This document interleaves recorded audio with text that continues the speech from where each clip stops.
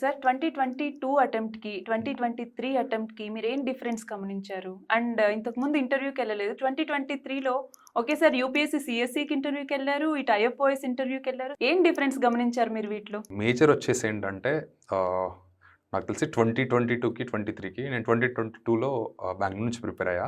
So, పక్కన చుట్టుపక్కల support లేదు. ప్రాపర్ లేకుండే. I was alone. అదొక ఇష్యూ మేజర్ ఉండే. అందుకని నేను ఇమ్మీడియేట్‌గా హైదరాబాద్ షిఫ్ట్ అయిపోదామని అనుకున్నా.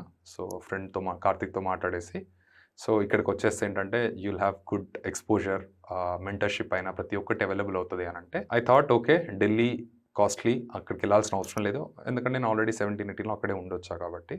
సో, ఫస్ట్ అయితే ప్లేస్ చేంజ్ చేశా. సెకండ్ వచ్చేసి మెటీరియల్. నేను ఆల్రెడీ 22 ప్రిపేర్ అవుతున్నప్పుడే నేను ఆల్రెడీ ఆర్ఆర్‌పీ, మన లా ఎక్సలెన్స్ వాళ్ళ ఆర్ఆర్‌పీ ఉండే. So, I use them. They are like skeleton to me.